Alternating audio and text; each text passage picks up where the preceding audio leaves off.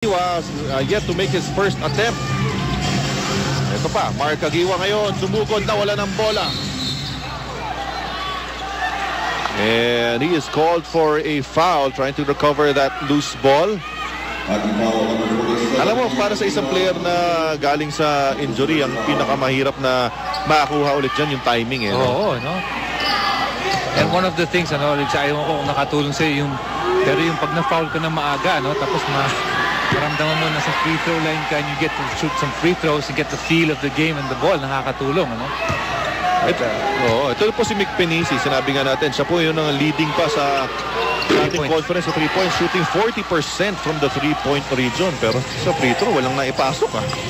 Mintis parehas. Alright, ito ngayon, Eric Meck, top of the key, crossover dribble, ang ganda naman ng galaw. Wala lang, pero he gets his own miss. Another chance, wala pa rin.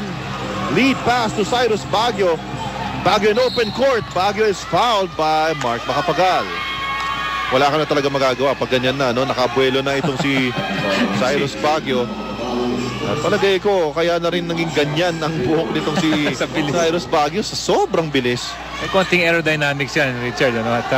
Well, the thing is with Cyrus Baguio, meron siyang go signal doon kay Coach Yeng Giao. Even if there are 2 or 3 defenders in front of him, kaya niyang atakin. And most of the time, magaganda resulta.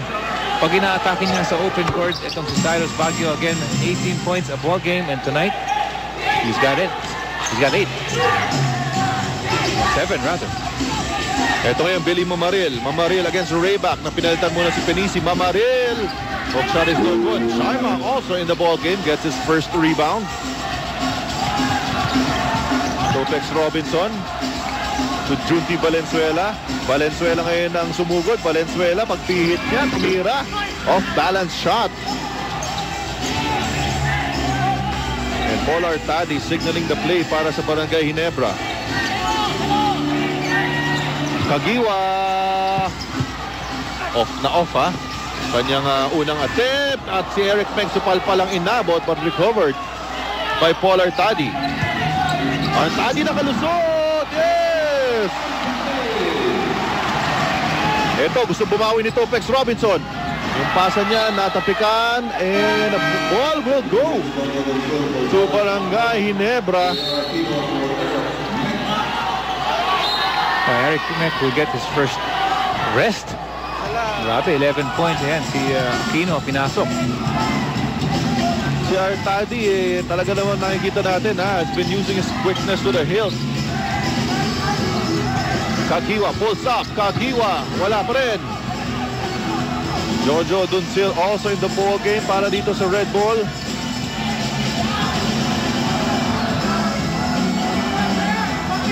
Here's Junti Valenzuela. Poste sila kay Sharma against J.R. Aquino. He makes a move. And Sharma, ganda ng pasa. Libre-libre. Si Topex Robinson. Somebody forgot the helper's help. Si Artadi umalis para humel. Pero yung tao ni Artadi, si Topex Robinson, ay naiwan sa ilalim. Easy 2 points for Topex. Kagiwa. Nakita si Aquino. Aquino, pinapoposte si Mamaril. Sana lang ang sumaksak. Aquino. At nakapitan daw nitong si Mike Rayback. Oh no, si Junti Valenzuela ang natawagan ng foul. And every time we have a foul call, it's a free throw. Yan ang sinasabi ko, Richard, yung napakasarap pagpasok mo sa ball game. Kuha ka kagad ng kumpiyansa sa free throw. Ngunit na bitawan nito si Aquino yung bola. 5 seconds na ang tinawag. Sandali titingnan natin.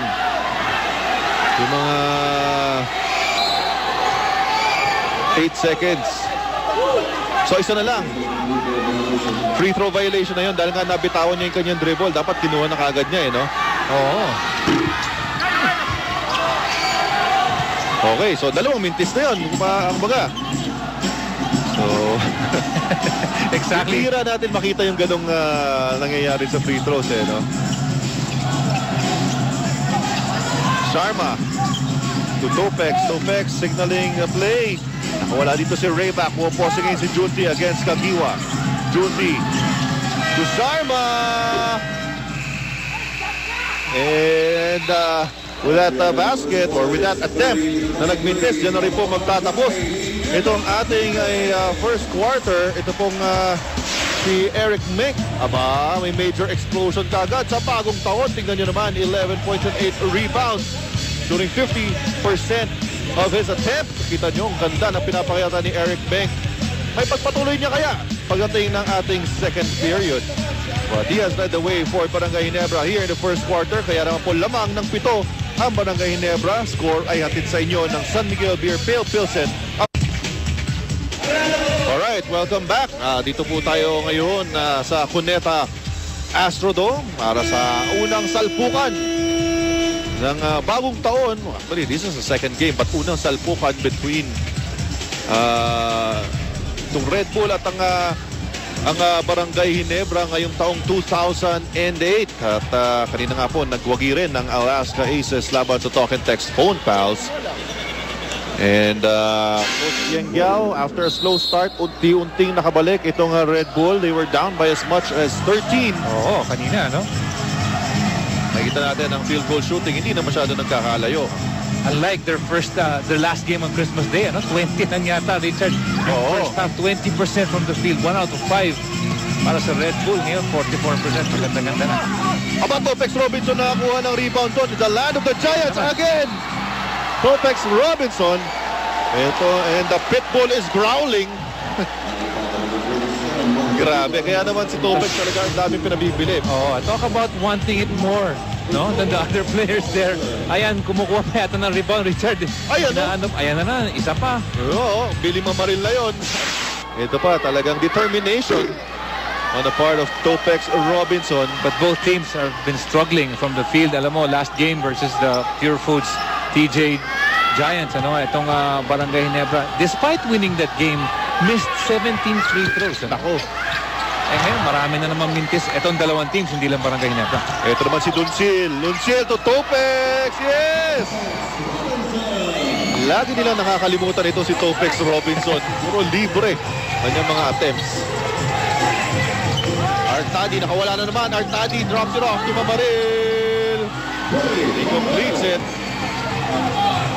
At sundutan ni Topex Robinson and Mamaril still, like you said, completes it for his first 2 points. Sumpawiin nyo ni Carlos Sharma. Nalibre naman si Rayback. And he does not get the bounce. Battle for the rebound. May loose ball foul.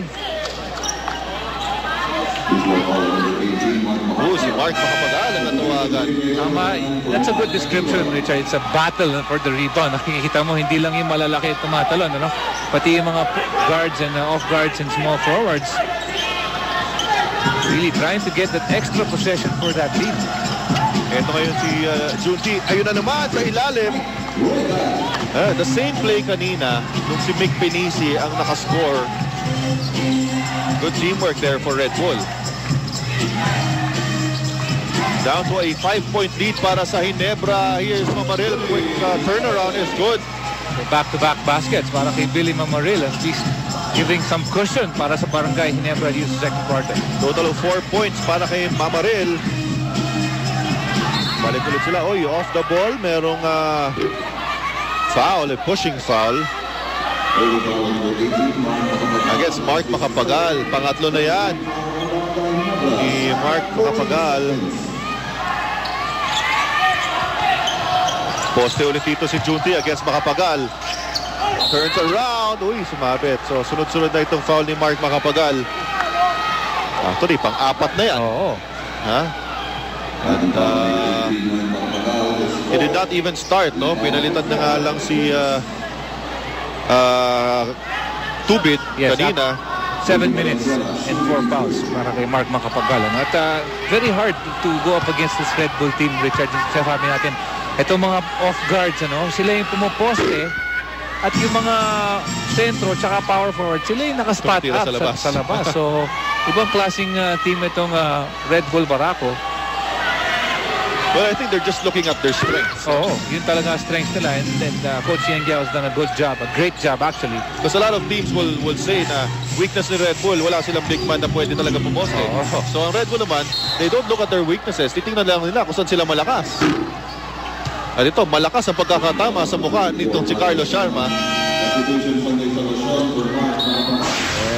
Tingnan natin ang nangyari dito ha.